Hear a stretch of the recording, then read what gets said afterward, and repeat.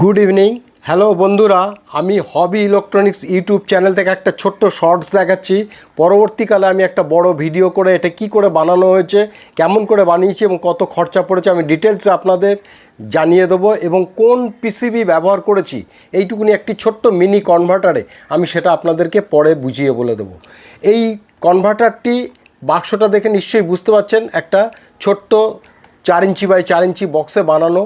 এখানে একটা লাল একটা কালো, এটা হচ্ছে সোলারে কানেকশন, অর্থাৎ সোলার দিয়ে ব্যাটারিটাকে চার্জ করা হবে। এখানে একটা 220 ভোল্ট আউটপুট কানেকশন করা হয়েছে। এখানে একটা ভোল্ট এবং অ্যাম্পিয়ার মিটার লাগানো হয়েছে, অর্থাৎ কত ভোল্ট শো করবে ব্যাটারির এবং কত অ্যাম্পিয়ার আমার লোড নিচ্ছে সেটা শো করবে। উপর একটা সুইচ আছে, একটা ইন্ডিকেটার আছে। আমি এই মুহূর্তে এটাকে চালিয়ে দেখাচ্ছি। এটা তৈরি করতে আমার মাত্র 500 টাকা খরচ হয়েছে, সার্কিট এবং ইনবিল্ট সব কিছু নিয়ে। আমি এটাকে আপনাকে পরীক্ষামূলকভাবে দেখাচ্ছি।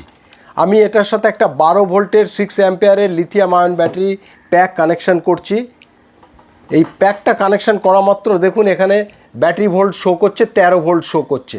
এই ব্যাটারি ভোল্টটা 13 ভোল্ট শো করছে। এখানে মিলি অ্যাম্পিয়ার বা অ্যাম্পিয়ার কত নিচ্ছে, 0 এই মুহূর্তে আমি একটা 20 ওয়াটের টিউবলাইট আমি ব্যবহার করব, এবং এইটা সার্কিটটা হচ্ছে 80 ওয়াটের সার্কিট। আমি এতে 50 ওয়াট মতো অনায়াসে লোড দিতে পারবো, এবং এই 6 অ্যাম্পিয়ার ব্যাটারি দিয়ে 2 থেকে আড়াই ঘন্টা একটা টিউবলাইট লোডশেডিংয়ের সময় চলতে পারবে।